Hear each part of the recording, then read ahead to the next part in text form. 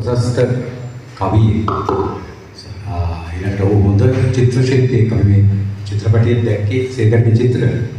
ඊළඟට ඔහු ගීත රචකයෙක්. ඔහුගේ අමරදේවයන්ගේ තාම හොඳම ප්‍රශස්ත ගීත ගීතයන් රචනා කළේ සේකර්ව. ඔහු ඊට පස්සේ ඔහුගේ ගීත රචනා ශෛලිය ඊට පස්සේ ඔය රත්නශ්‍රී විජේසිංහ ඒ වගේ විවිධ ප්‍රශස්ත ගීත රචකයන්ට ඔහු පුරෝගාමී වුණා, ගුරු වුණා. ඉතින් ඒ වගේ ඒ විදිහට සේකරයන් තාම සේකරේ කලා හැකියාව තාම ක්ෂේත්‍රයන්ව පුරා තියෙනවා. මේ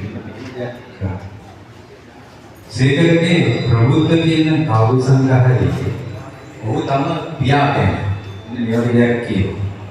ඒ ටික කවියක් මම ඒකේ අවසානයේ කියන්නේ කාල වේලා ඉන්න නිසා විශ්වයේ රටාවම කලාවට නගන හැටි උගා කල සිටම මට කියා දුන් තාත්තාට කියලා තමයි සේකර ඔහුගේ ප්‍රබුද්ධ